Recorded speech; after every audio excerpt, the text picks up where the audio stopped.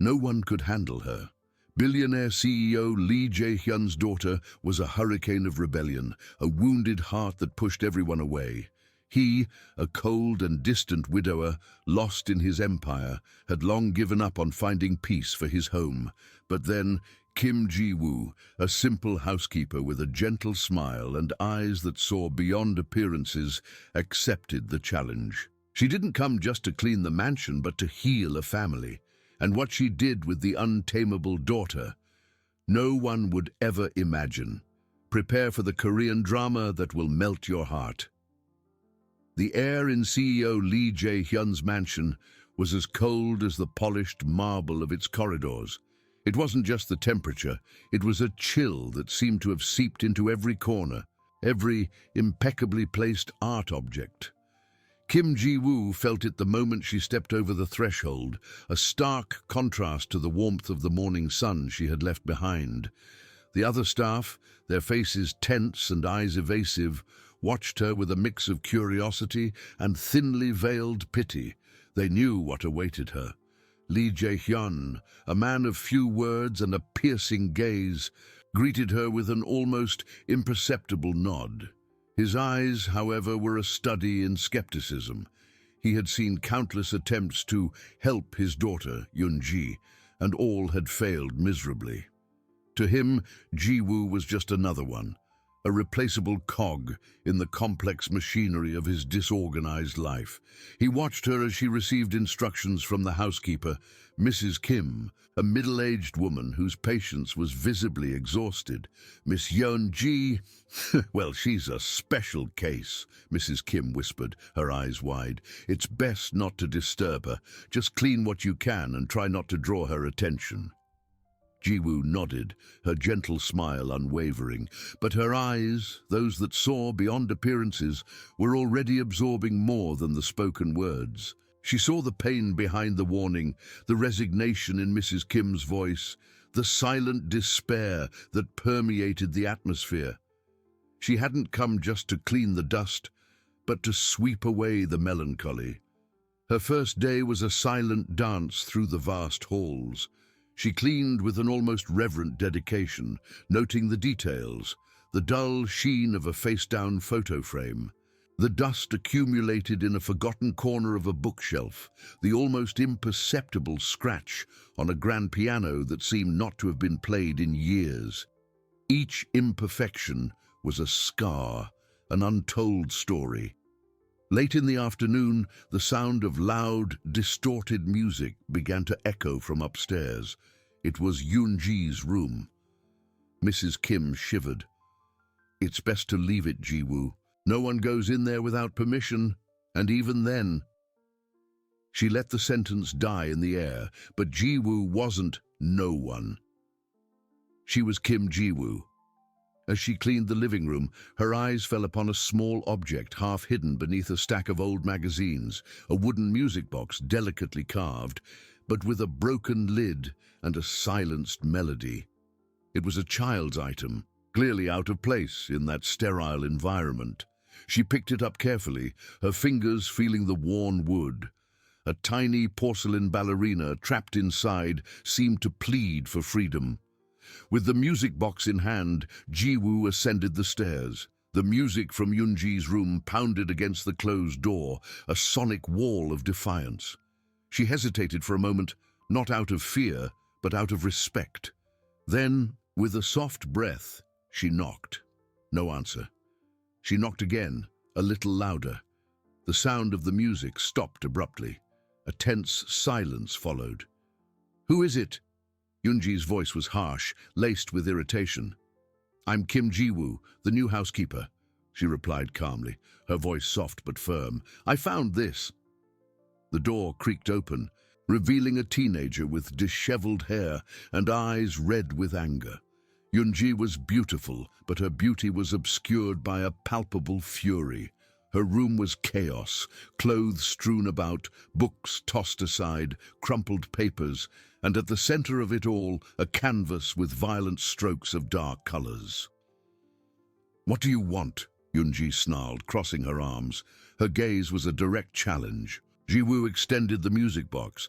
"I found this downstairs. It seemed important. Yunji looked at the object in Jiwoo's hand, and for an instant, a flicker of something deeper than anger crossed her face. Recognition? Pain? She quickly hid it, reverting to her expression of disdain. "Throw it away, it's trash." "It's broken," Jiwoo observed, ignoring the command. "But I think I can fix it," Yunji scoffed. "Don't waste your time, it's useless." But Jiwoo didn't move. She looked at the music box, then at Yunji, and their eyes met.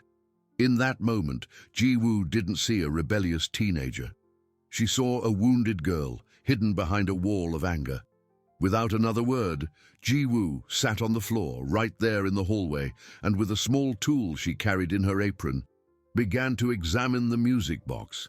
Yunji watched her from the doorway, her expression a mix of confusion and irritation. She expected an argument, a lecture, perhaps even tears, but Jiwoo was there, calmly, focused on a small object Yunji had discarded.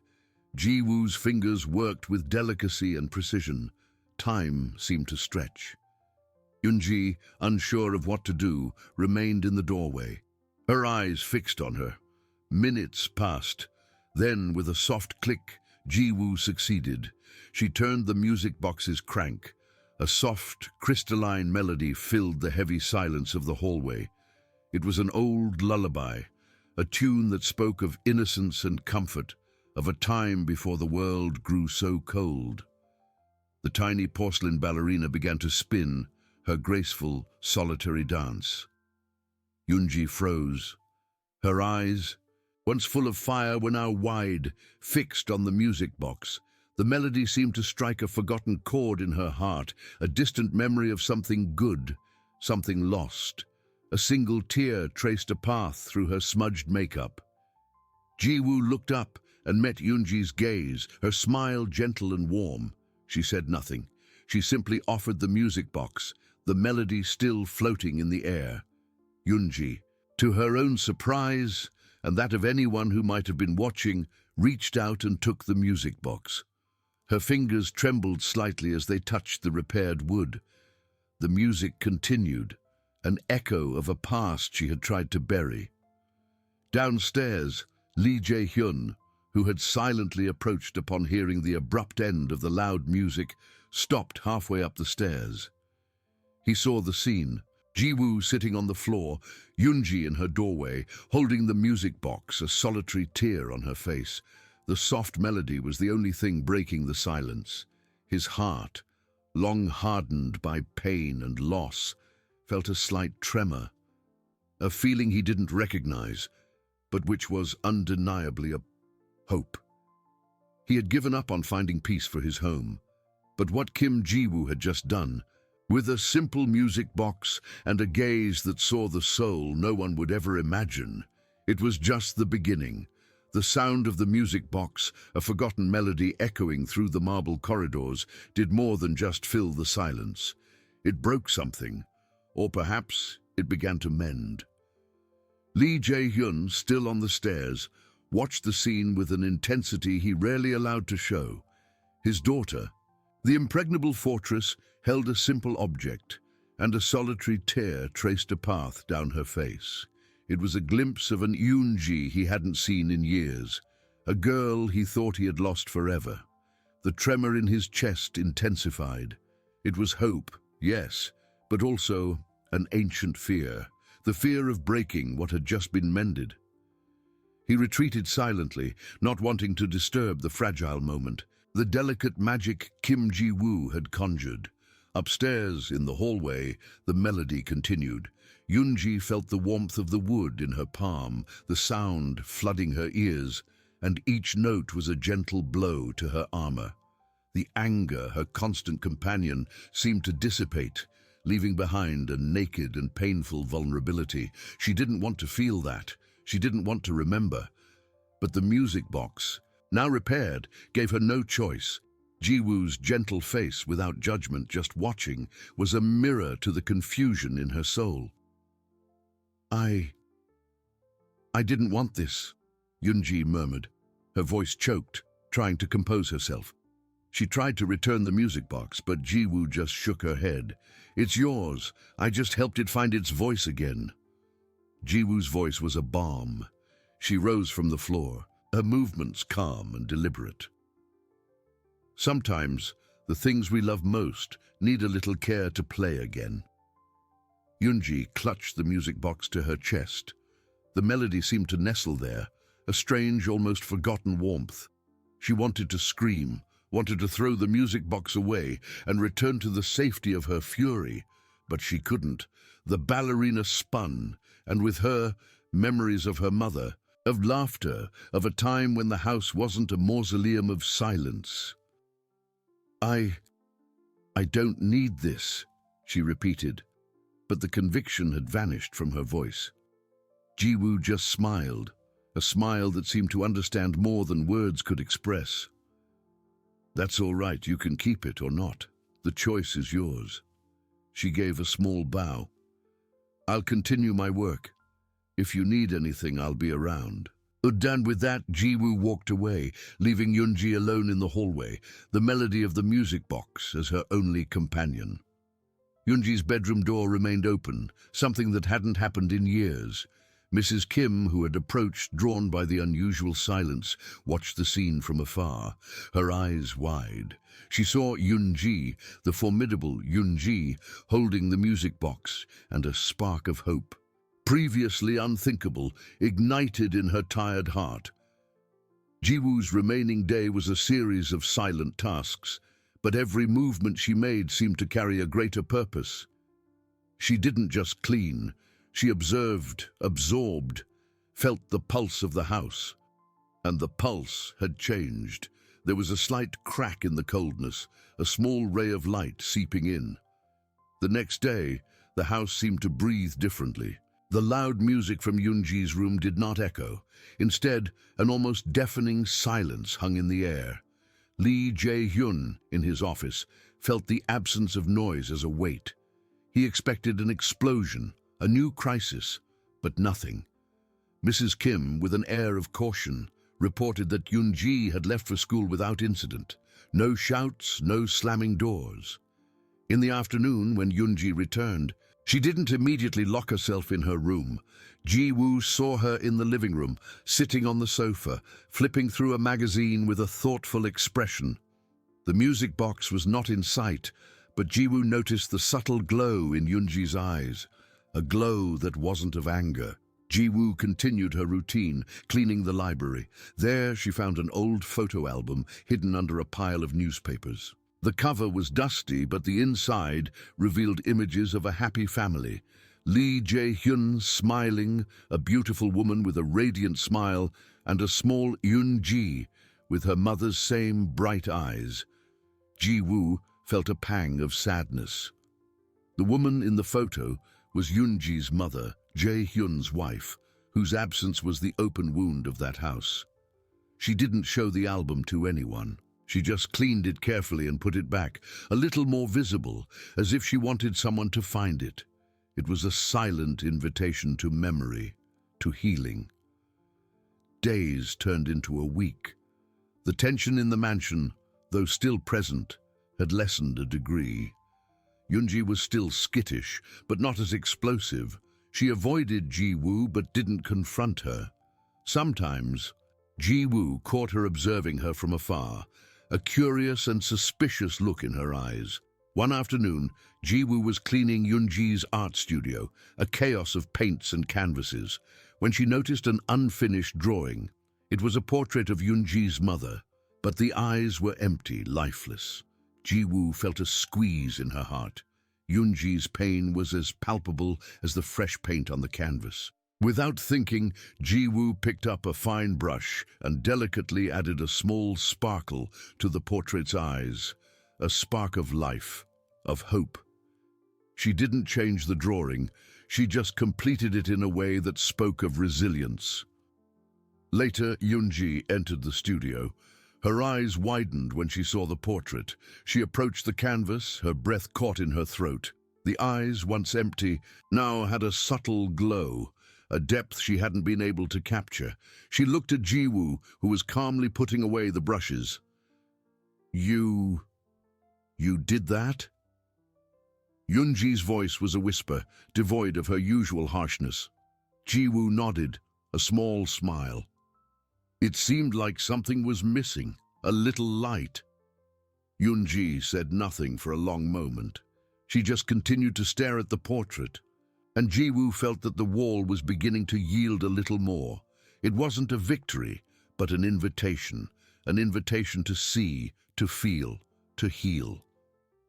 That night, Lee Jae-hyun was in his office reviewing reports when a soft, almost inaudible sound reached his ears. It was the melody of the music box. It came from upstairs, from Yunji's room. It wasn't loud nor demanding. It was a whisper, a lullaby that spoke of comfort and a past he had tried to forget. He closed his eyes, and for the first time in a long time, he felt a tenuous peace. Kim Ji-woo wasn't just cleaning the house. She was unearthing memories, emotions, and with them, the possibility of a new life for his family.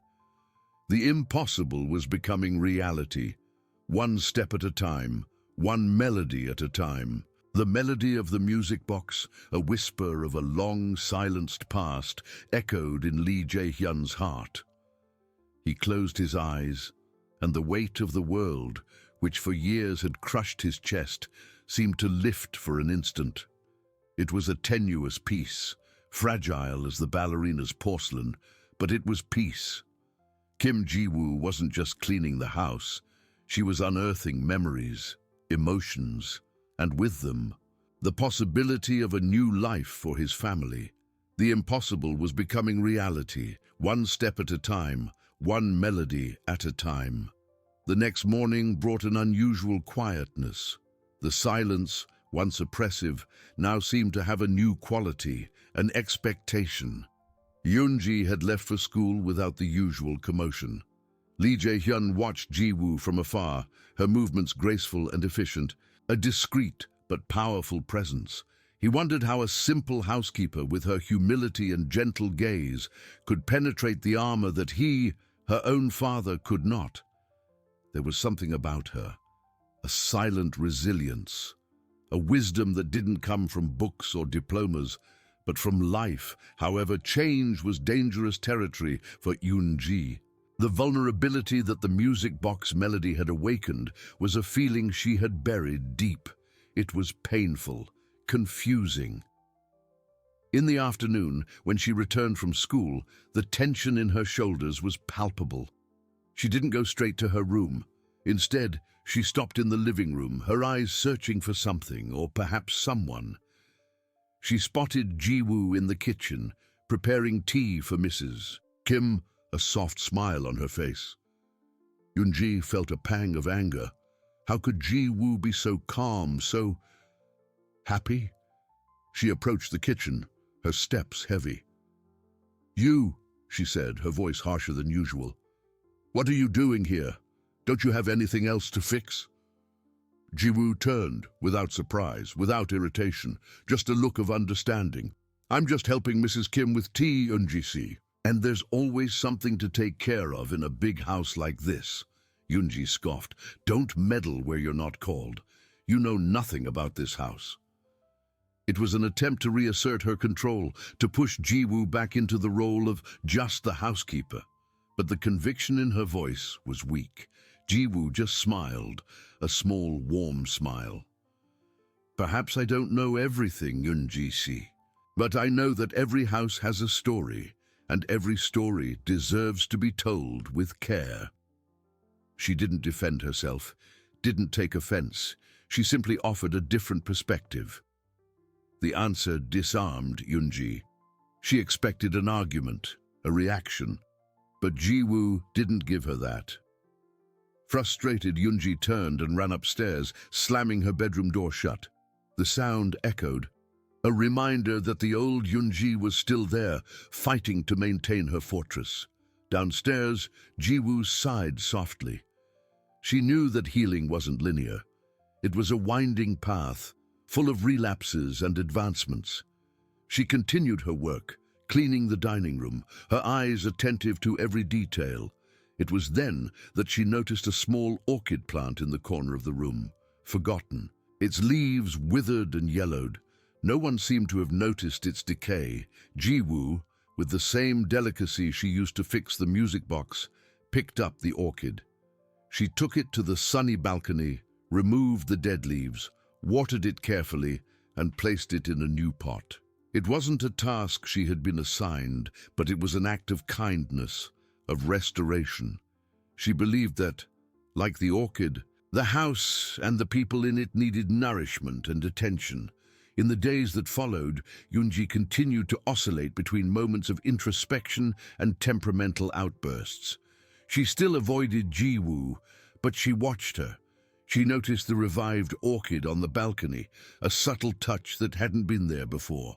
She saw Ji-woo tending the garden, pruning the roses with hands that seemed to know exactly where to cut to promote growth. One afternoon, Yoonji was in the art studio, looking at her mother's portrait. The eyes, which Ji-woo had filled with a subtle glow, now seemed to gaze at Yoonji with a new depth. She felt an impulse, a need to create. She picked up a new brush and began to paint, not a portrait, but a landscape, full of vibrant colors, something she hadn't done in years. Ji-woo, passing through the hallway, heard the soft scratch of the brush on the canvas. She didn't enter, didn't interrupt. She just smiled, a smile that said, "I see you." Lee Jae-hyun, in turn, was increasingly intrigued. He noticed the orchid, the lighter atmosphere in the house, and above all, the soft melody of the music box that occasionally came from Yoonji's room. He called Mrs. Kim. "Mrs. Kim," he said, "how is Kim Ji-woo?" Mrs. Kim, who had previously viewed Ji-woo with skepticism, now had a sparkle in her eyes. "Sir, she is different. She doesn't just clean. She cares. She has a way of seeing things that no one else does." Jae-hyun nodded. He knew. He felt it. He began to wonder if the problem wasn't just Yoonji, but the entire house, the environment he had allowed to become a sanctuary of pain. Perhaps Ji-woo wasn't just healing his daughter, but all of them.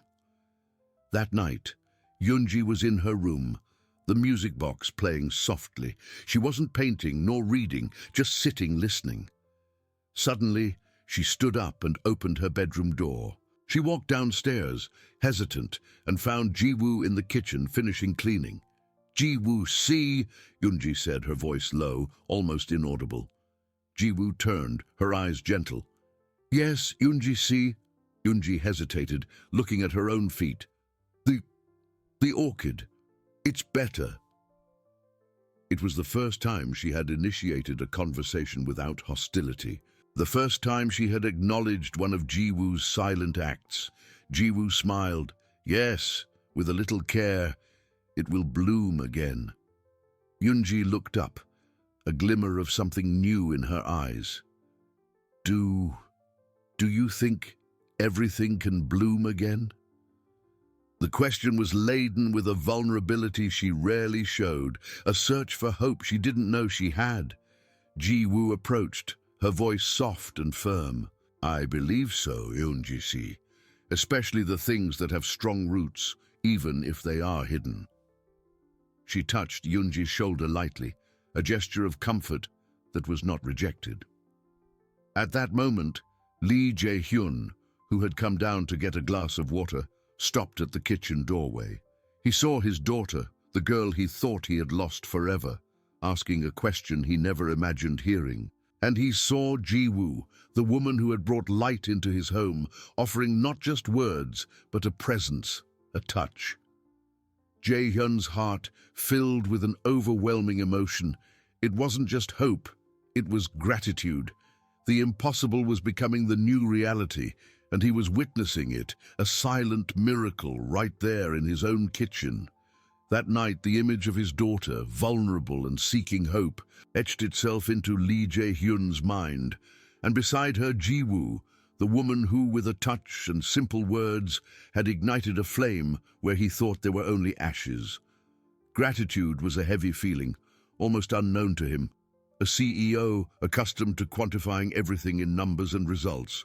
But there, in the kitchen of his own home, he witnessed a miracle that defied all the logic of his world. The next morning arrived, bringing with it a different quietness, not the oppressive quietness of before, but one that seemed to carry the echo of Yunji's question, of Jiwoo's answer. Yunji came down for breakfast, her eyes still carrying the shadow of the previous night, but with a subtle, almost imperceptible glow that hadn't been there before. She avoided Jiwoo's gaze, but her movements were less abrupt, her posture a little less rigid. Lee Jae-hyun watched. He noticed how Yunji took a piece of toast without her usual air of defiance, how she drank her juice unhurriedly. Small things, but for a father who had watched his daughter wither for years, they were signs of a thaw. He saw Jiwoo, discreet as always, cleaning the dining room table, her gentle eyes occasionally meeting Yunji's for a brief instant, without pressure, without judgment. It was a silent dance of healing and observation. In his office, Jae-hyun couldn't concentrate on reports.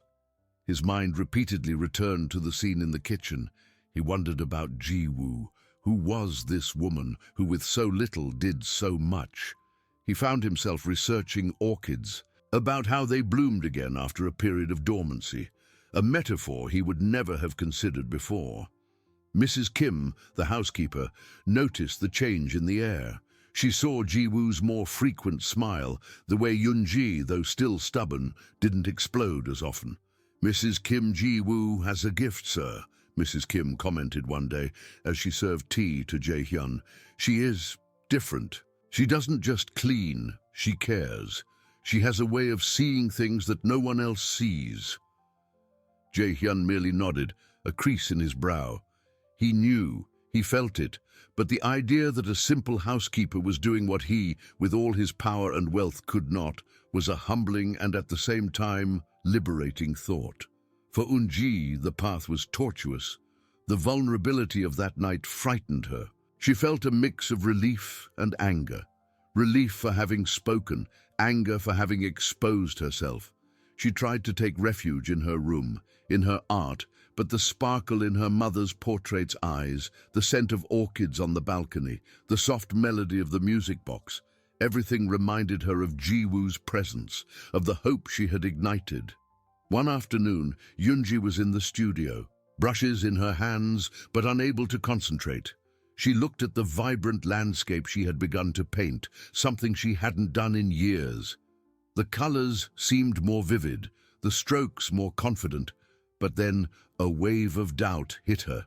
She was strong, independent. She didn't need anyone to fix her. She didn't need hope. With a cry of frustration, she threw the brush onto the palette, splattering the canvas with a dark stain. Jiwoo, who was cleaning the hallway, heard the sound. She stopped, her heart aching. She knew that healing was not a linear process.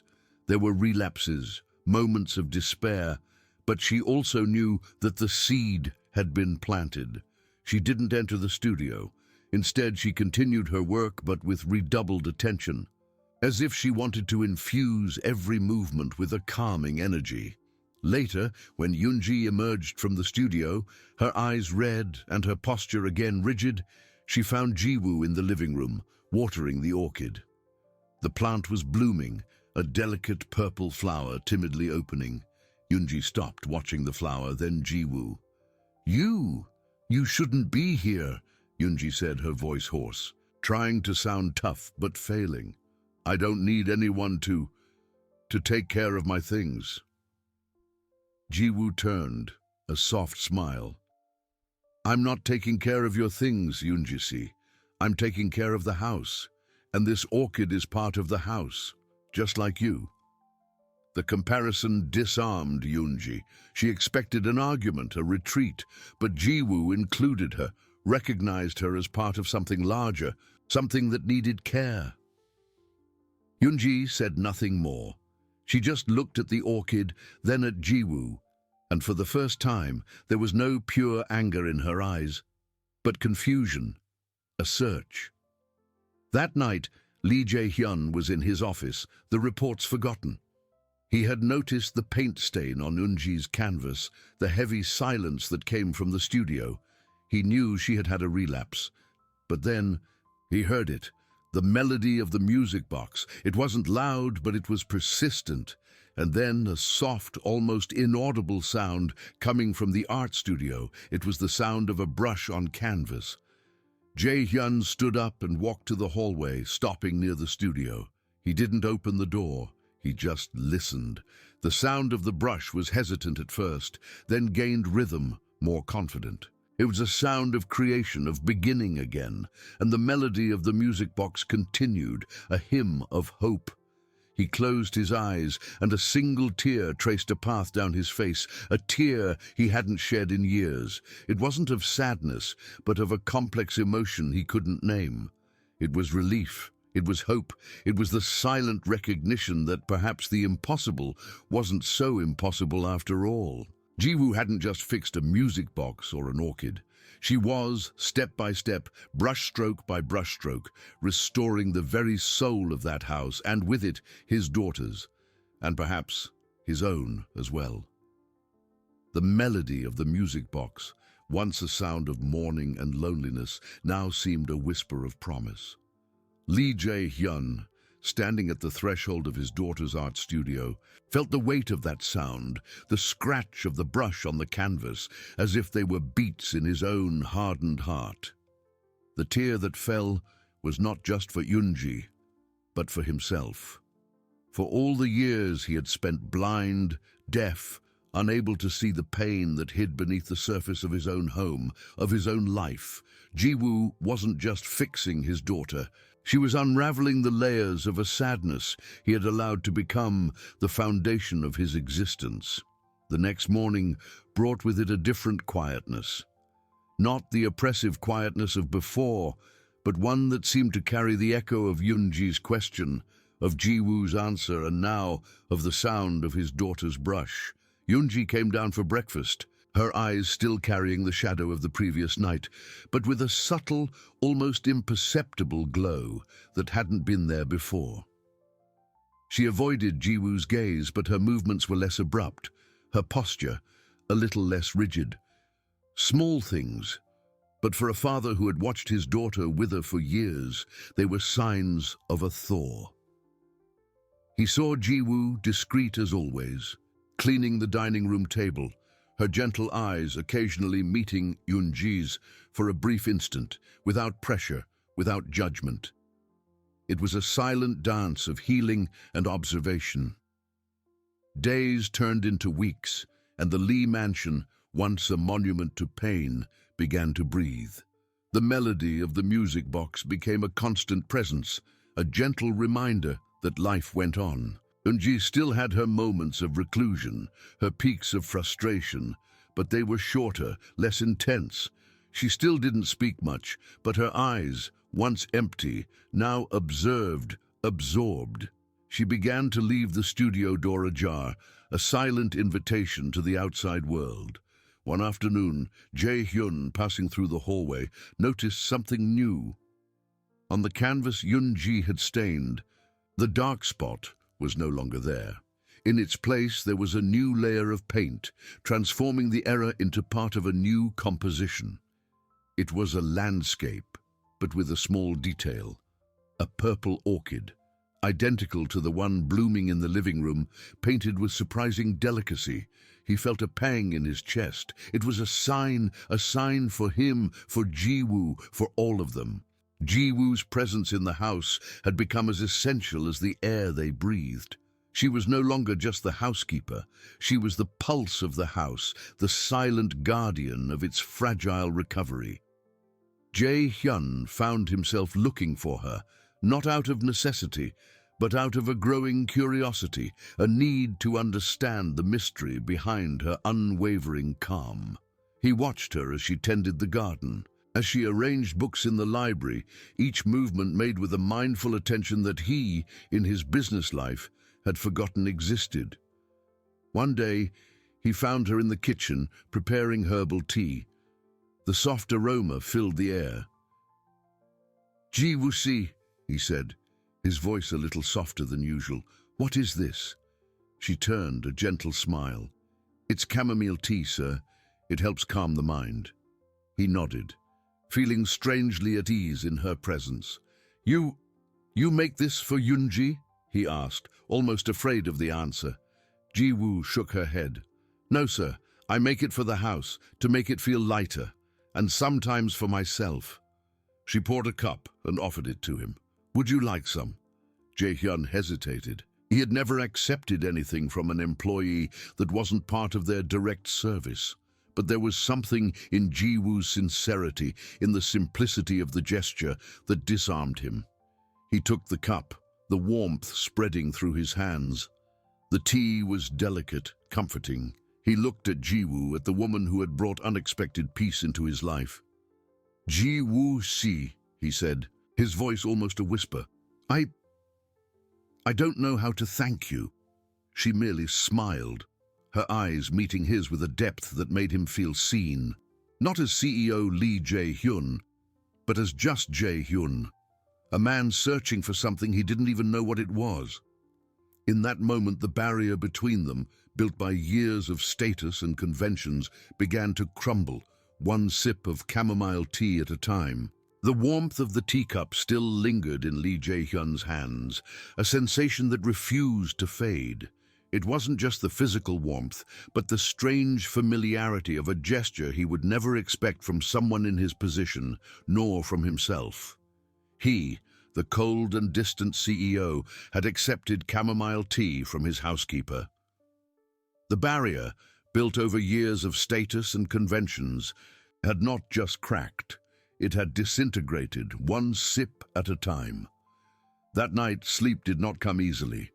His mind, usually a battlefield of strategies and numbers, was now flooded by the image of Ji-woo, her gentle eyes, her soft smile.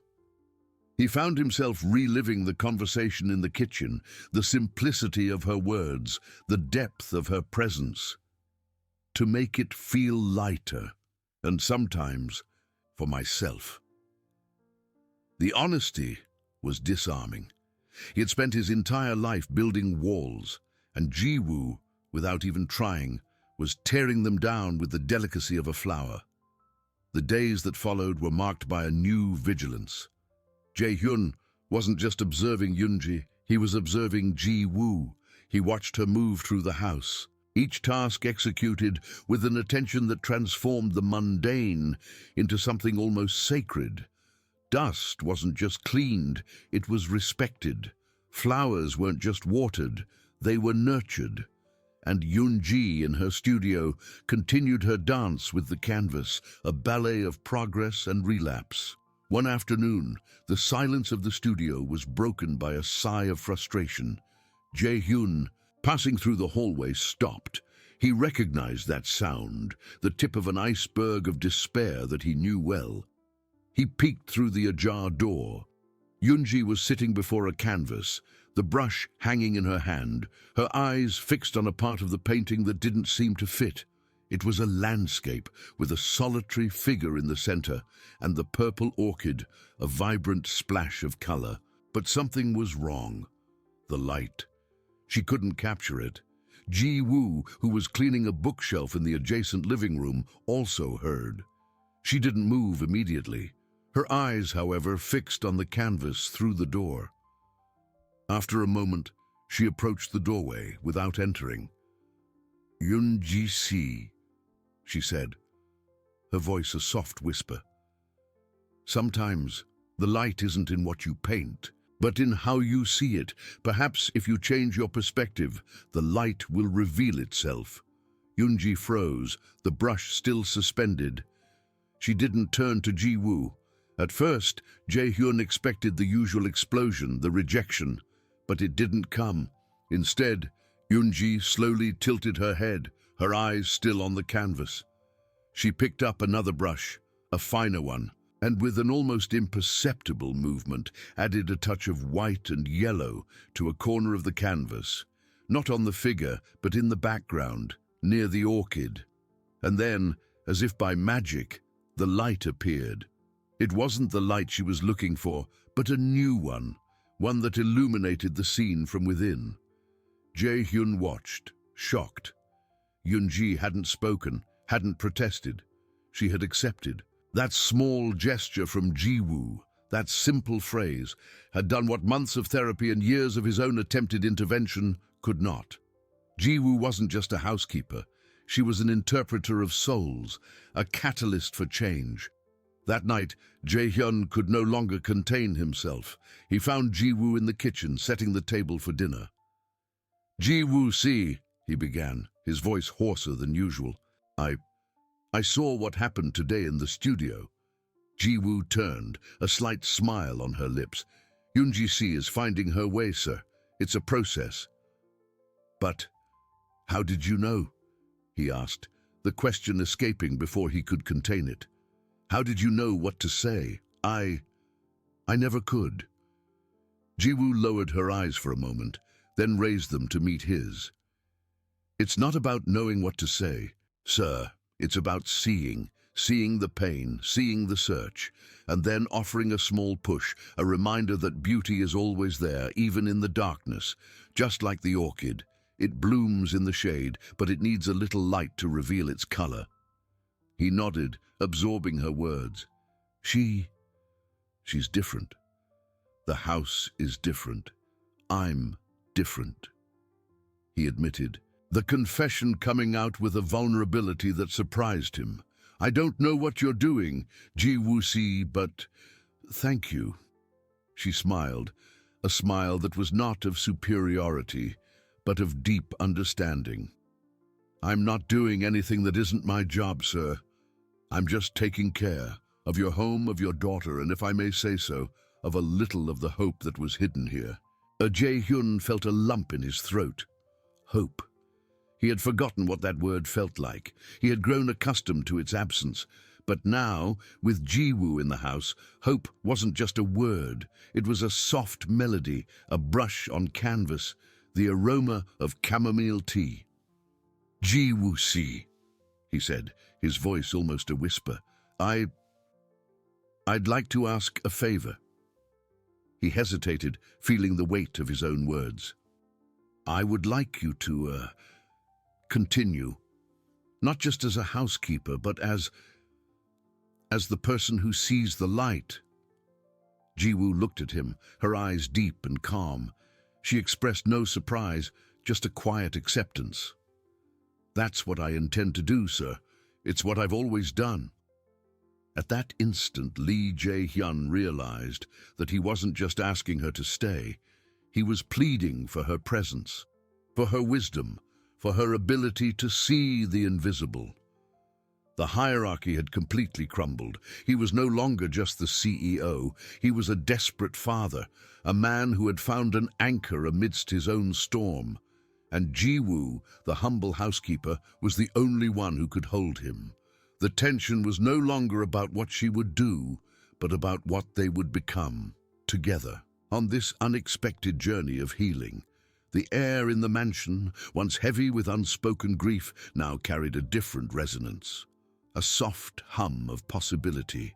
Lee Jae-hyun, the man who had built an empire on logic and distance, found himself adrift in a sea of emotions he couldn't name.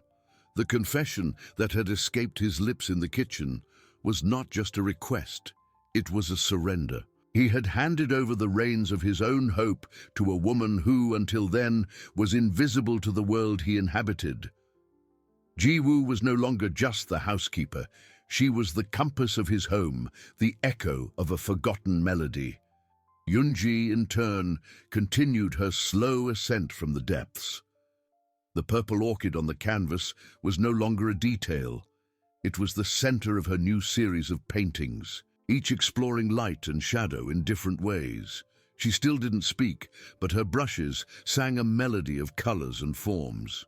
One morning, Jae-hyun found her in the studio, not painting, but looking at a pile of art books that Ji-woo had carefully arranged on a low shelf, books about artists who used vibrant colors, about the beauty of imperfection. Yoon-ji reached out, hesitant, and picked up a book about Van Gogh. She opened it, her eyes scanning the audacious brushstrokes. Ji Woo, who was watering plants in the hallway, watched from afar, an almost imperceptible smile on her lips. It was a small step, but for Eun-ji it was a leap. Jae-hyun, once consumed by meetings and reports, now found himself observing Ji Woo with an intensity that disturbed him. He watched her interact with Yoon-ji, not with words, but with the silent language of understanding. A nod, a look of encouragement, her simple presence. He saw her in the kitchen, preparing simple, nutritious meals that Yoon-ji, surprisingly, began to eat with less resistance. He saw her in the garden, her hands in the earth, tending the flowers with the same delicacy with which she cared for his daughter's soul. Her calm was a balm to his own stormy mind. He began to seek excuses to be near her, to hear her soft voice, to feel the strange peace she radiated. The change did not go unnoticed. Mrs. Kim, the oldest housekeeper, a woman of few words but sharp eyes, observed the evolving dynamic. She noticed the way Mr. Lee, once so reserved, now seemed more prone to linger in the kitchen, to ask questions about the herbal tea, to observe Ji Woo with an attention that went beyond the professional. She saw Yoon-ji, once a ghost in the house, now moving with purpose, her eyes less shadowed. Mrs. Kim, who had witnessed the pain and isolation of this family for years, felt a pang of hope, mixed with a slight apprehension. The lines between employer and employee were becoming dangerously thin, and in a world like theirs, this could have consequences. One evening, Jae-hyun was working in his office, his mind full of numbers, but his heart elsewhere. He heard a slight noise and looked up. Ji Woo was in the adjacent library, organizing books. He stood up, walked to the door, and watched her for a moment. "Ji Woo, see," he said, his voice low. She turned, unfazed, a book in her hands. "Yes, sir?" I was thinking," he began, hesitating, "about what you said, about seeing the light. Do you see the light in everything?"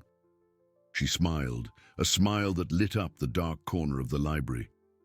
"Light is everywhere, sir. Sometimes it's hidden under layers of dust or pain. My job is just to help clean them away so it can shine again." He felt a warmth spread through his chest.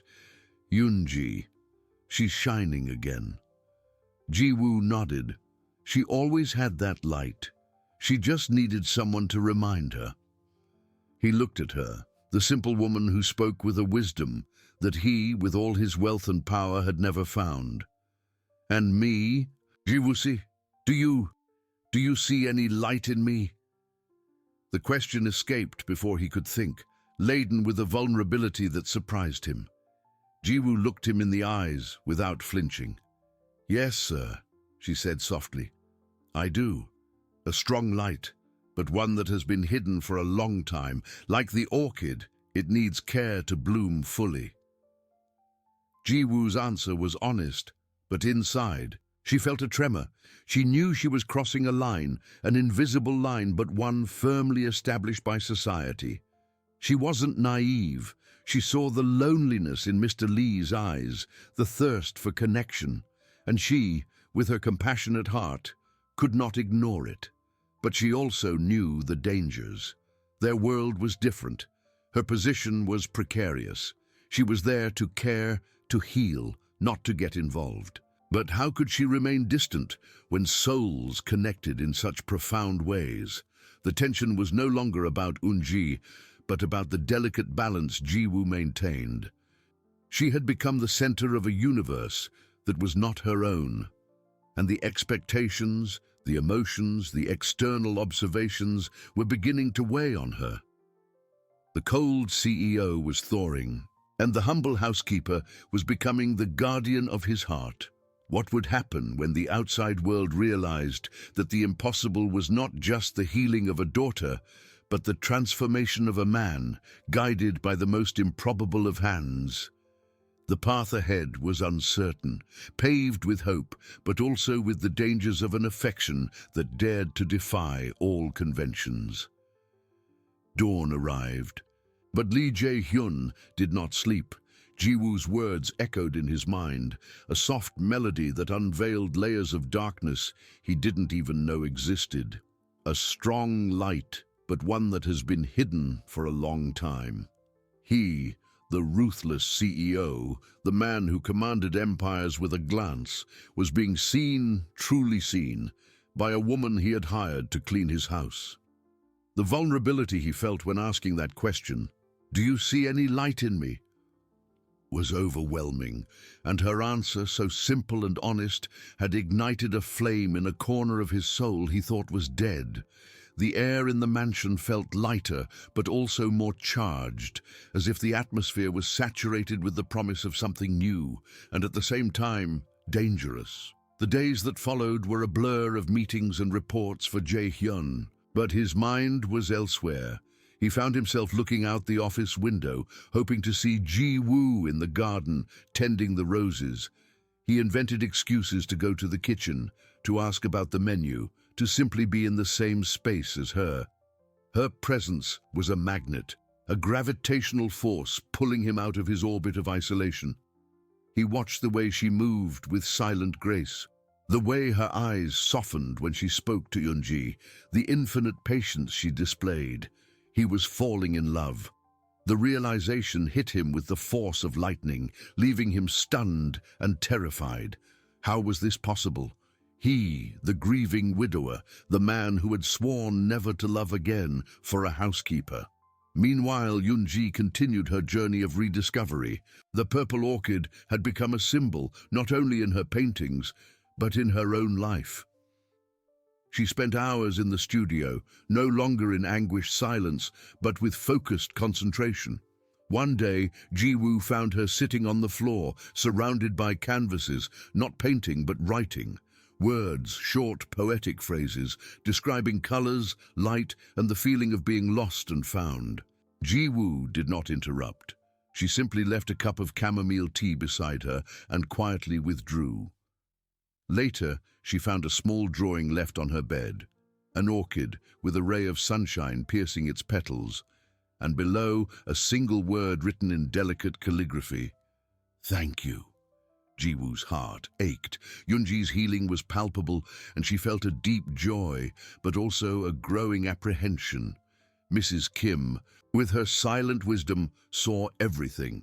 She saw Mr. Lee, once a monument of ice, now melting under the warmth of Ji-woo's presence. She saw the way he sought her with his eyes, the way his voice softened when he spoke to her. And she saw Ji-woo, the humble housekeeper who carried the dignity of a queen, but whose eyes revealed a mix of compassion and a growing fear. Kim knew that in their world, class lines were not just suggestions, they were insurmountable walls. A relationship between Mr. Lee and Ji-woo would be a scandal, a catastrophe for the family's reputation, and more importantly, for Ji-woo herself. She felt a duty to intervene, but how? How to meddle in something so delicate and deeply personal? Ji-woo in turn felt the weight of Jae-hyun's gaze, the intensity of his attention. She struggled to maintain a professional distance, to remember her place. She was the housekeeper, the caregiver, not the confidant, much less the passion of a man so far above her station, but her heart, so accustomed to seeing pain and offering comfort, could not ignore the loneliness in his eyes, the thirst for connection he radiated. She found herself thinking about him outside of work, imagining his thoughts, his struggles. It was a danger. She knew it. One evening, while tidying the library, she found an old photo album. In it, a photo of Jae-hyun with his late wife and a small Yoonji, smiling. Jae-hyun's smile was genuine, radiant. A pang of jealousy mixed with deep sadness hit her. She was not his wife, never would be. She was just the housekeeper. However, Jae-hyun was not willing to back down. With each passing day, his conviction that Ji-woo was the key to his own redemption and his daughter's deepened. He could no longer live in darkness.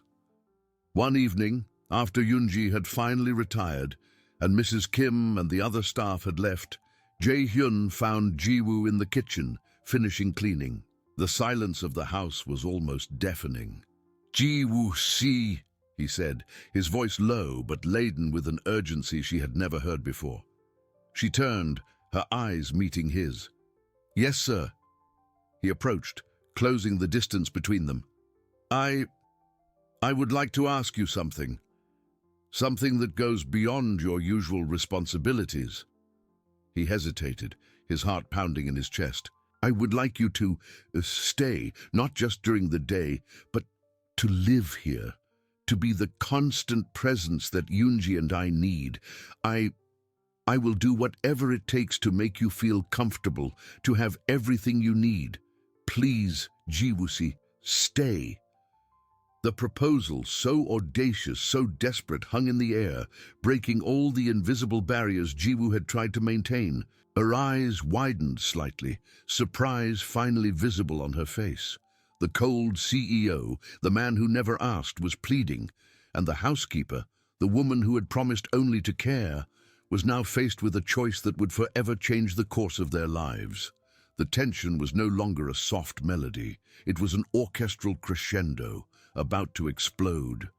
The air in the kitchen became dense, almost palpable, laden with the weight of those unexpected words. Jiwoo felt the floor waver beneath her feet. Jae-hyun's proposal was not just a request. It was an earthquake, a seismic shock that threatened to destabilize every pillar of her carefully constructed life. She looked at him, her eyes wide, surprise finally breaking her facade of calm. The cold CEO, the man who commanded empires with a voice of steel, stood there before her with a vulnerability so raw it almost made her recoil. Stay. The word escaped her lips as a whisper, almost inaudible. Live here? Jae-hyun nodded, his eyes fixed on hers, a mix of hope and desperation in them. He had crossed a line and he knew it, but the need, the urgency to have Jiwoo's light in his home, in his life, was stronger than any social convention or fear of judgment. Yes, Jiwoo-si, he replied, his voice a little firmer now, as if the verbalization of his desire had strengthened him, not just as an employee, but as the presence that Yunji and I need, someone who understands, who cares, someone who doesn't run from the darkness, but illuminates it. He took another step, further closing the distance between them. I know it's an unusual request, inappropriate perhaps, but I can no longer imagine this house without you. Yunji can't, and I can't either. His words were a balm to Jiwoo's compassionate heart, but also a blaring alarm. She saw the sincerity in his eyes, the pain he carried, the loneliness that wealth and power could not fill. But she also saw the abyss that separated them. She was the housekeeper, the humble woman who could barely afford the rent for her small apartment. He was Lee Jae-hyun, the billionaire, the pillar of one of Korea's most influential families. The idea of living under the same roof, of becoming a constant presence in their lives, was both tempting and terrifying. Sir, I appreciate your trust, she began, her voice trembling as she tried to gather her thoughts. But I am your employee. My role is to clean, to take care of the house, living here. That would be different. People would talk. It wouldn't be appropriate. Jae-hyun shook his head. I don't care what people will say. I care about Yunji. I care about the peace you've brought to this house. I care about the light you showed me. I will do whatever it takes to protect you from any gossip, from any judgment. You will have your own space, your privacy. It will be a professional arrangement if that's what concerns you. But please, Jiwoo-si, don't tell me no. The promise of protection, the plea in his voice, struck Jiwoo deeply. She knew he wasn't just talking about Yunji. He was talking about himself. He was offering her a place in his world, a place she never imagined she could occupy. The weight of responsibility was immense. If she said yes, she would be entering a labyrinth of expectations, of curious glances, of silent judgments. If she said no, she would be turning her back on a man and a child who clearly needed her, and on a connection that, however dangerous, was undeniably real. The image of Yoonji's orchid came to her mind, blooming under her care, and the image of the light Jae-hyun said he had found in himself because of her. How could she simply leave now? The next morning, Mrs. Kim felt the change in the air even before she saw their faces. There was an electric tension, a strange quietness that hung over the mansion. She observed Jiwoo in the kitchen, preparing breakfast with unusual concentration, her shoulders slightly tense, and she observed Jae-hyun, who came down for coffee but could not disguise the anxiety in his gaze, which constantly sought Jiwoo. Mrs. Kim knew she didn't need words. The proposal had been made, and now Jiwoo's decision hung over all of them like a sword of Damocles. She felt a pang of dread. This was the point of no return. Later, while Jiwoo was in the garden, tending the roses that Jae-hyun so appreciated, he approached her. Yoonji was in the studio, immersed in her paintings, oblivious to the storm brewing around her. "Jiwoo-si," he said, his voice softer now but still laden with expectation.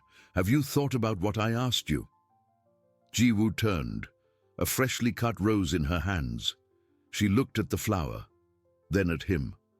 Her eyes were tired, but there was a determination in them. "Sir," she began, her voice calm but firm, "I understand your intention. I see how much Yoonji has bloomed, and I care about both your well-being." She paused, taking a deep breath. "But this is not a decision I can make lightly. It's not just about me or about you. It's about what this means for everyone." Jae-hyun listened, his muscles tense. He knew she was right, but he couldn't give up. "I know it's a burden," he admitted, "but I promise I will do everything in my power to make you feel safe, respected, to ensure your life isn't harder than it already is. Think of it as an extension of your work, Jiwoo-si, a job of caring, of nurturing that goes beyond the walls of this house. Yoonji needs you. I need you." The repetition of that phrase, "I need you," hit Jiwoo like an arrow. It was the vulnerability of a powerful man, the confession of a deep need. She knew that if she accepted, she would be entering unknown and dangerous territory. She would be defying norms, risking her reputation and perhaps her own heart. But how could she deny herself the chance to continue bringing light into these lives when the darkness had been so profound? Their eyes met again, the silence stretched, filled with the tension of an imminent decision. The fate of 3 lives, intertwined by the most improbable of connections, was now in the hands of a simple housekeeper. The outside world, with its rules and judgments, seemed distant, but its echoes were already beginning to approach. Jiwoo knew that, regardless of her choice, life in the Lee mansion would never be the same. The air in the garden, once fragrant with roses, became heavy, almost suffocating. Jiwoo felt the weight of Jae-hyun's gaze, the urgency in every fiber of his being. The rose in her hands seemed to wilt under the pressure of that moment. She looked at the flower, then at him, her eyes searching for an answer that wasn't there, only the depth of a need she could no longer ignore. "Sir," she began, her voice a thread, but with a new resolution. I accept." Those 2 words, so simple, yet laden with a universe of implications, hung in the air. The relief that flooded Jae-hyun's face was almost palpable, a wave that seemed to wash away years of darkness. His shoulders relaxed slightly, and a sigh, which he seemed to have held for a long time, escaped his lips. "Jiwoo-si," he said, his voice choked with emotion, a tone she had never heard before. Thank you very much." He took a step forward, and for an instant, Jiwoo thought he would embrace her. But he stopped, inches from her, respecting the invisible, yet still present, barrier between them. His eyes, however, spoke volumes, expressing a gratitude that went beyond words. "But," Jiwoo continued, raising her hand, her expression serious. I have my conditions. I cannot simply live here as a guest. I am your employee, and I need that to be clear, for Yoonji, for Mrs. Kim, for everyone. I need my own space, my privacy, and I need you to protect me. Not just from gossip, but from the expectations, the judgments that will come. This is not a light decision for me, sir. It's a risk for my reputation, for my life. Jae-hyun nodded vigorously, the seriousness on his face mirroring hers. I understand, and I promise, Ji-woo-si, I promise I will do everything in my power to ensure your safety and well-being. You will have your own room, your own space, and your role will continue to be to care for the house and above all for Yoonji. This is a professional arrangement with a clear purpose. The well-being of my daughter and the peace of this home. I will handle the rest. The way he said, the peace of this home and the well-being of my daughter, was an anchor, a reminder of why she was doing this. Not for him, not for a forbidden romance, but for the child who had blossomed under her care and for the home she had helped to heal. The news spread through the mansion like an electric whisper. Mrs. Kim, who already suspected, watched Jiwoo with a mix of apprehension and respect. She saw the determination in the housekeeper's eyes, but also the vulnerability. She knew that Jiwoo was entering a world that was not her own, a world of privilege and expectations that could crush her. That night, Jae-hyun gathered Yoonji and Jiwoo in the living room. Jiwoo's heart pounded. Explaining this to Eunji would be the hardest part. Yoonji, Jae-hyun began, his voice soft as he held his daughter's hand. Ji-woo-si will be living with us now. She will have a room here and will always be nearby. Yoonji's eyes widened, and then a slow, radiant smile spread across her face. A smile Jiwoo rarely saw, a smile of pure joy. Really? Ji-woo-si will live here forever? For a while, yes, Jiwoo replied, kneeling to be at the girl's level. I'll be here to take care of you, to help you with your plants and your paintings, and to make sure the house is always clean and full of light. Yoonji hugged Jiwoo with surprising strength, burying her face in her shoulder. I knew you wouldn't leave. I knew it. That hug, that innocent declaration, solidified Jiwoo's decision. This was why she was doing this. For the hope in Yoonji's eyes, for the promise of a happier home. In the following days, the Lee mansion transformed. One of the guest rooms downstairs was prepared for Jiwoo, a simple but elegant space with a small balcony overlooking the garden. It was a luxury she never imagined, but it also constantly reminded her of the distance between her old life and the new. She brought her few possessions, mostly books and some old family photos. As she arranged her things, Mrs. Kim watched her from the doorway.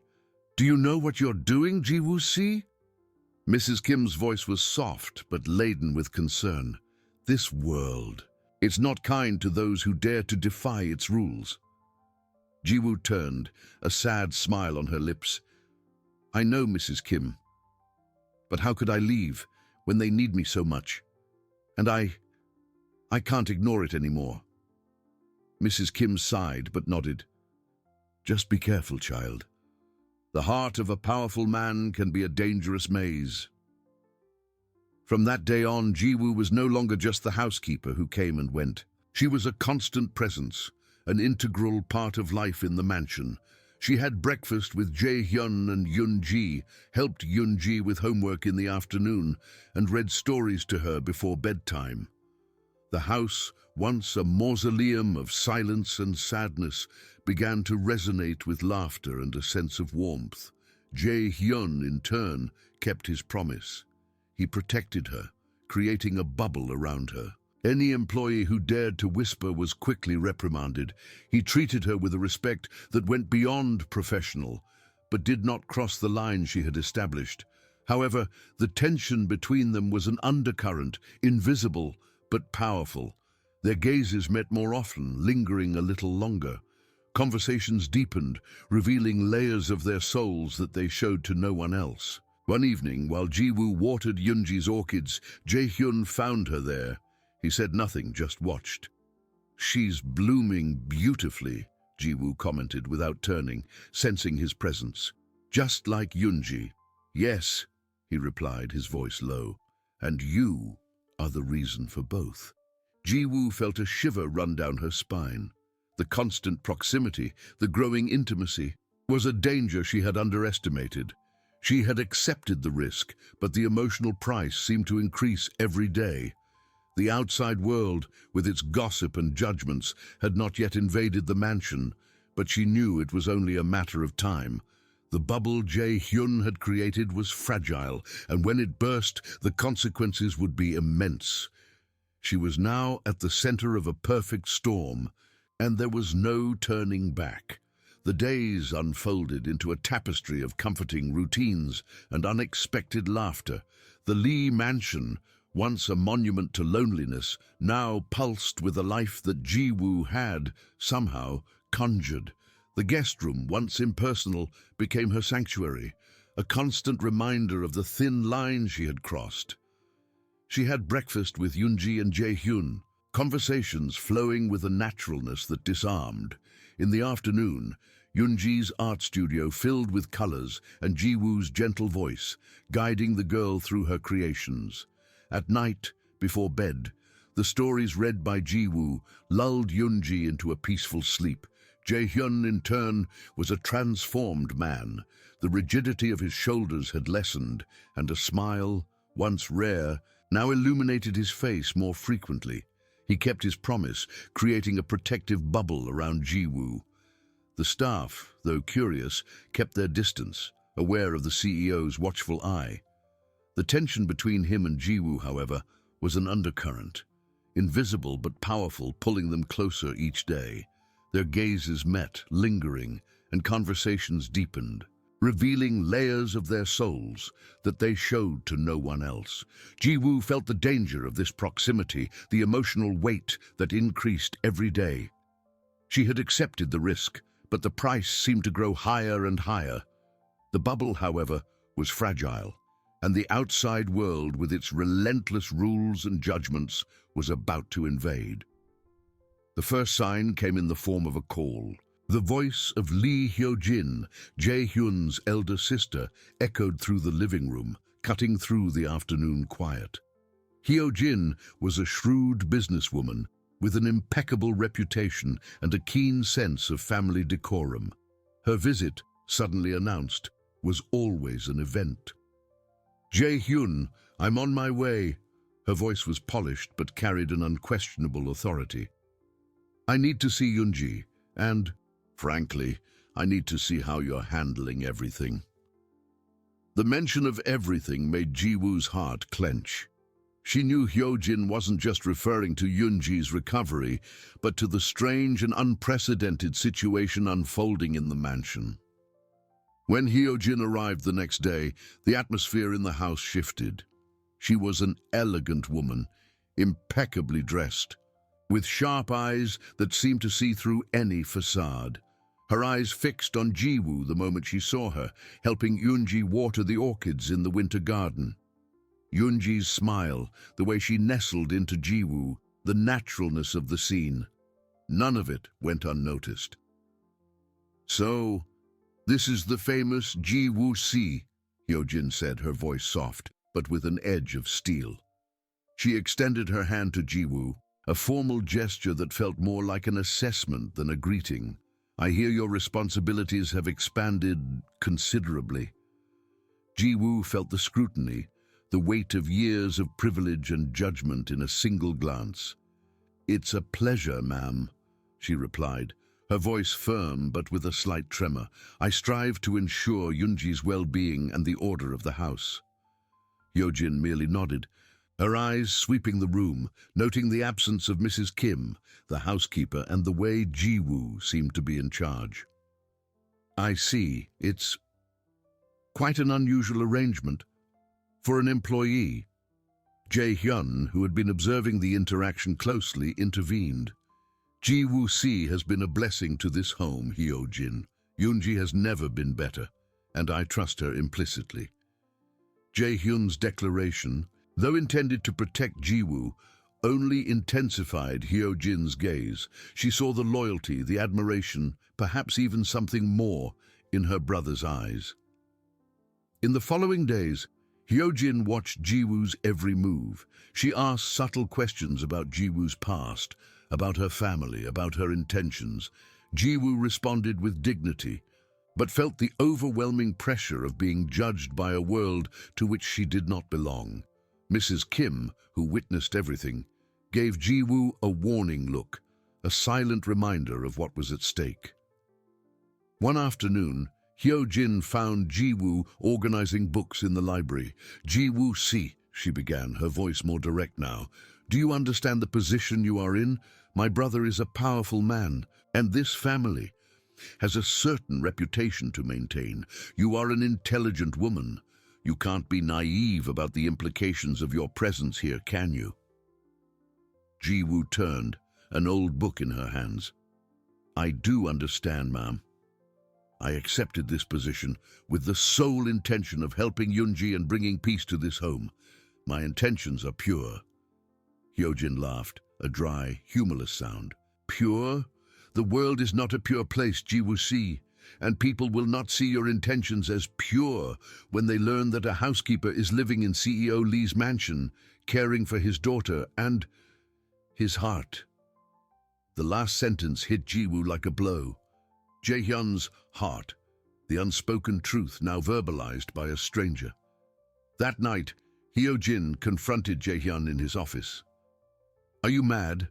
Jae-hyun, you're risking everything. Our family's reputation, Yoonji's inheritance, all for a housekeeper. People are starting to whisper. I've heard things. Do you think you can hide this forever?" Jae-hyun slammed his hand on the desk, his eyes flashing. "She is not just a housekeeper, Hyo-jin. She's the only one who brought Yoonji back to life. The only one who brought light back to this house. And I will not allow you to humiliate her or drive her away." "So, you admit it?" Hyo-jin said, a cold smile on her lips. "You have feelings for her. That's even worse. You are blind. I will not stand by while you destroy everything our father built. I will intervene." Ji-woo, who was passing through the hallway, overheard the last words. The weight of Hyo-jin's threat crushed her. She knew the bubble had burst. The next day, a formal invitation arrived at the mansion, a high-profile charity event organized by Hyo-jin herself on behalf of the Lee Family Foundation. Jae-hyun and Yoonji were on the guest list of honor, and to Ji-woo's surprise there was a subtle mention, accompanied by Yoonji's esteemed caregiver, Ji Woo-si. It was a trap, a public exposure. Hyo-jin wasn't just threatening, she was acting. She was dragging Ji-woo into the spotlight to be observed, judged, and perhaps destroyed. The outside world wasn't just approaching, it was opening up to swallow her. Ji-woo looked at the invitation, feeling a chill down her spine. She had accepted the risk, but the reality of that risk, now materialized on glossy paper, was overwhelming. She was about to enter a battlefield she never imagined, and there was no turning back. The invitation, with its cream paper and golden lettering, felt like a sentence. Ji-woo held it, feeling the cold metal in her fingers, a premonition of the ice the outside world was about to cast upon her. The bubble, carefully constructed by Jae-hyun, had burst, and Hyo-jin, with her calculated strategy, was dragging her into the eye of the storm. She knew it was a trap. There was no innocence in the mention of Yoonji's esteemed caregiver. It was an invitation to scrutiny, to judgment, to public humiliation. But as fear tightened its grip on her chest, another emotion, stronger and unexpected, began to emerge, a silent determination. She would not flee, not now, not when Yoonji and Jae-hyun needed her. That night, Jae-hyun found her in the winter garden, the invitation still in her hands. He didn't need to ask. The tension in her shoulders was evident. "Ji Woo-si," he began, his voice soft but laced with concern. "You don't have to go, I can make an excuse. Say you're ill, that Yunji needs you here." Ji-woo turned, her eyes fixed on his. They wouldn't believe it, and it would only give Hyojin-si more reasons to attack me, to question my intentions. She sighed. "Besides, Yunji is excited. She wants me to go." Jae-hyun approached, his hand extended, hesitating before touching her shoulder. "But you know what this means, what they will say, what the media will do." "I know," she replied, her voice firm. "I accepted the risk when I decided to stay, and now the risk has become a reality. I cannot back down. I cannot disappoint Yunji, and I cannot let them think I am hiding." There was a newfound courage in her eyes, a strength Jae-hyun hadn't seen before. He watched her, a mixture of admiration and anguish in his gaze. "Then we will face this together," he said, his voice a promise. "I will be by your side." The days that followed were a mix of anxiety and preparation. Mrs. Kim, with a look of concern, helped Ji-woo choose an appropriate dress, something simple yet elegant that wouldn't draw undue attention, but also wouldn't make her look out of place. It was a navy blue dress, classic cut, that Ji-woo never imagined wearing. It was a uniform for a different kind of battlefield.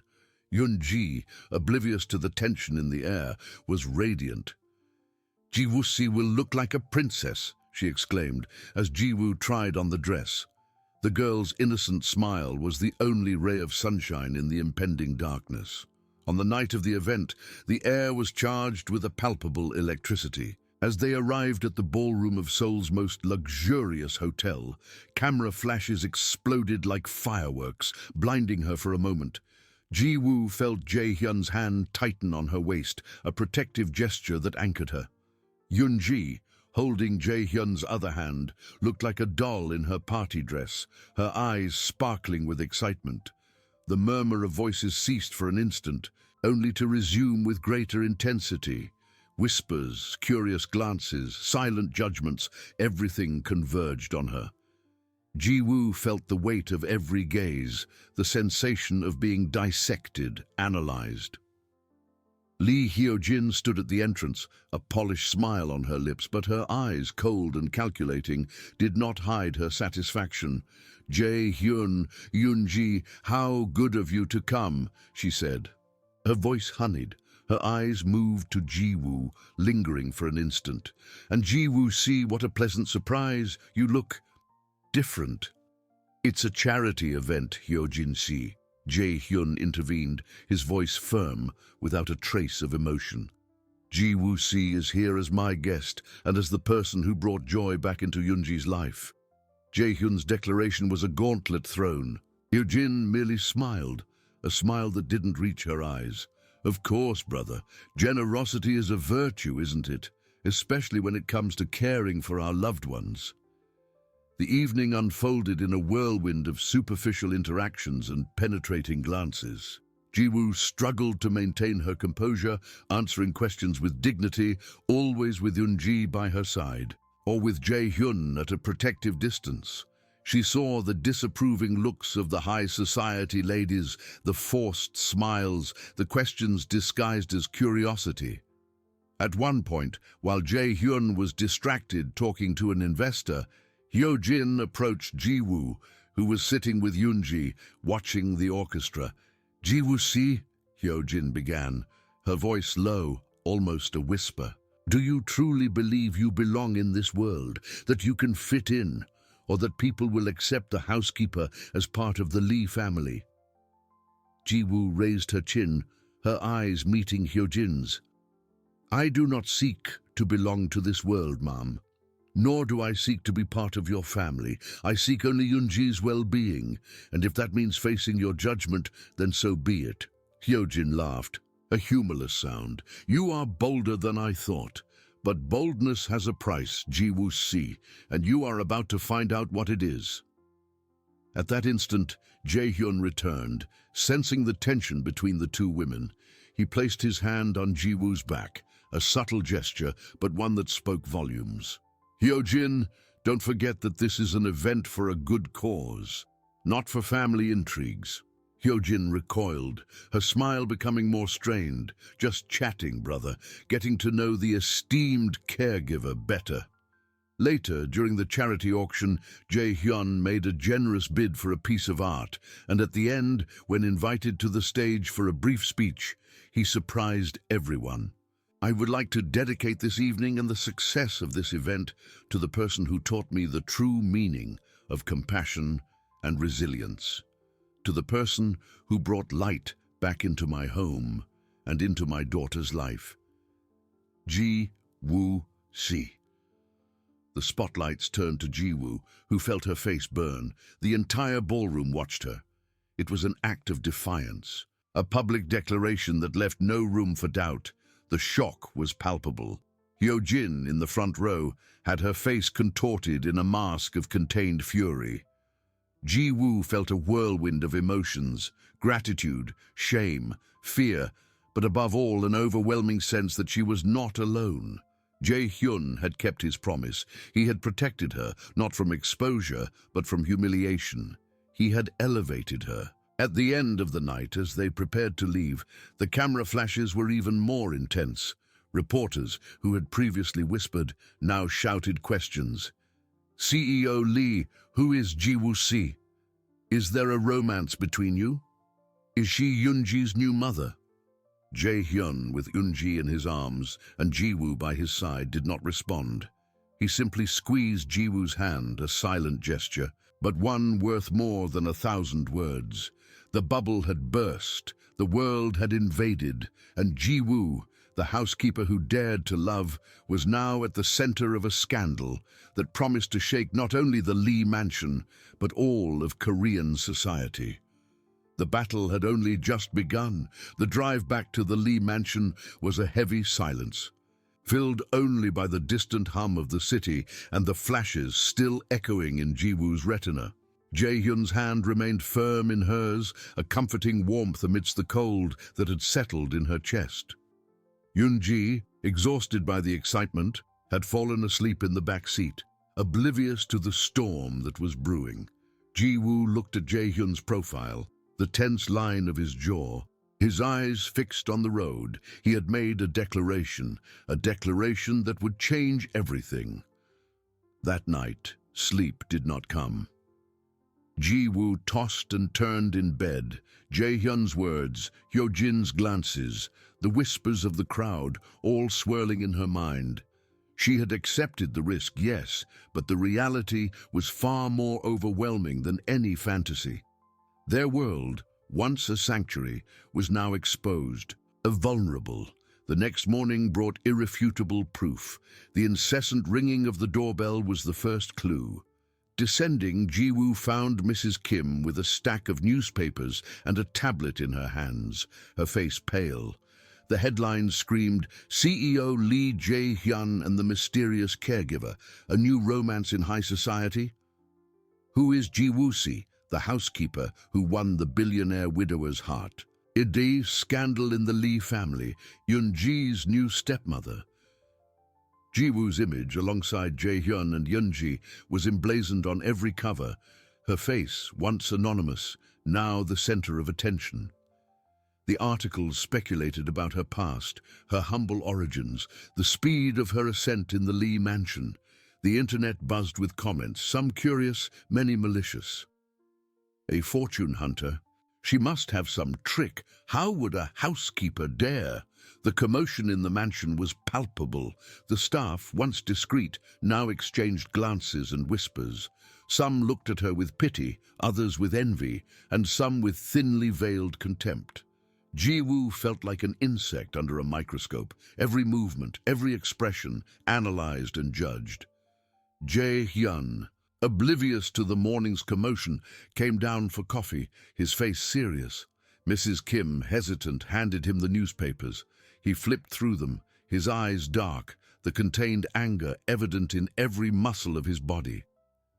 "This is her doing," he murmured, his voice low but laced with venom. Hyojin wasted no time. He turned to Ji-woo, who stood there, feeling small and exposed. Ji-woo-si, I'm so sorry for this. I should have foreseen the extent of her malice. It's not your fault, Jae-hyun-si, Ji-woo replied, her voice a little hoarse. I knew there would be consequences. I just didn't imagine it would be like this. She felt a lump in her throat, the humiliation burning. That day, Jae-hyun's phone did not stop ringing. Investors, board members, family friends, all wanting explanations. He spent hours in his office, his voice firm but the tension escalating. Ji-woo, in turn, tried to maintain Yoonji's routine, but the perceptive girl noticed the change in the air. Ji-woo-si, why are people talking about you on TV? Yoonji asked innocently, pointing to the living room screen, where a news report displayed Ji-woo's photo. Ji-woo's heart ached. She knelt, hugging the girl. It's nothing, Yoonji, just some curious people. But the lies sounded hollow, even to herself. As the media storm intensified, Hyojin did not remain silent. An official statement was issued by the Lee Foundation, distancing itself from unfounded speculations about the personal lives of its members and emphasizing the professional and charitable nature of the event. It was a stab in the back, an attempt to delegitimize Ji-woo's presence and, by extension, her relationship with Jae-hyun. But Hyojin's true move came from an unexpected source. Late in the afternoon, an online article, published by a highly credible gossip blog, began to circulate. The title was shocking: The Esteemed Caregiver's Dark Past, Debts, Troubled Family, and a Hidden Secret.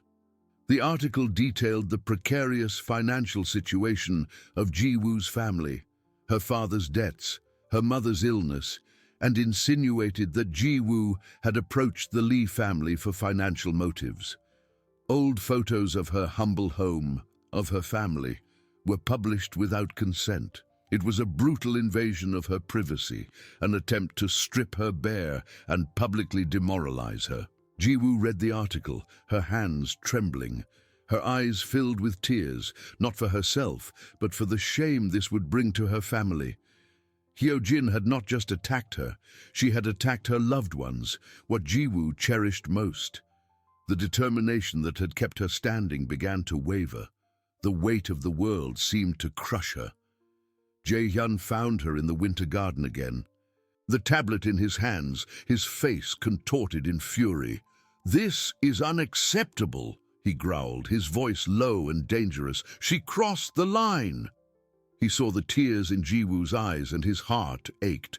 "Ji-woo-si, please don't believe any of this. It's all a lie, a distortion." But it's the truth about my family," she whispered, her voice choked. "The debts, my mother's illness. She used all of it to humiliate me." Jae-hyun knelt before her, taking her hands. "It's not a humiliation. It's your story, your struggle. And there's no shame in that. The shame is hers, for trying to use your life against you. I will resolve this. I will protect you, and I will protect your family." In that moment, Ji-woo saw not just the cold, widowed CEO, but the man who saw her, who understood her, who was willing to fight for her. But the promise of protection, however sincere, seemed small against the approaching avalanche. Hyojin had revealed her cruelest trump card. The battle was no longer just about feelings or reputation.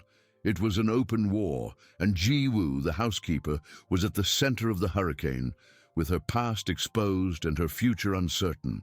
Jae-hyun's promise of protection echoed in the winter garden, but the weight of the world still crushed Ji-woo. Hyojin's words, the headlines, the photos of her humble home, all of it was an open wound. She couldn't stop thinking about her mother, her father, the shame they would feel. But looking at Jae-hyun kneeling before her, holding her hands with a firmness that seemed to defy the chaos, a small flame of hope ignited. He didn't see her as a victim, but as a woman of worth, whose story, however difficult, was part of who she was. That night, Jae-hyun did not sleep. He was in his office, the light on until dawn, talking on the phone, typing, his voice low and controlled. But the intensity of his rage was almost palpable. Jiwoo watched him from afar, feeling like a burden, but also a part of something larger. He was fighting for her. The next morning brought a strange calm. The commotion in the Lee mansion had not ceased, but the atmosphere felt different. Jae-hyun called an emergency meeting with his board of directors and his legal team. Mrs. Kim, with tear-filled eyes, brought breakfast to Jiwoo and Yoonji, a silent gesture of support. Yoonji, sensing the tension, gripped Jiwoo's hand more tightly, her small eyes fixed on her. "Jiwoo-see, are you sad?" she asked, her voice soft. Jiwoo forced a smile, hugging the girl. "No, dear, just a little tired." But the truth was she was terrified. The storm had not passed. It was just preparing for the next attack. Jae-hyun, however, was not a man who retreated. Hours later, he called a press conference. Jiwoo watched on television in the living room, her heart pounding. He stood there, imposing, before a wall of microphones and cameras.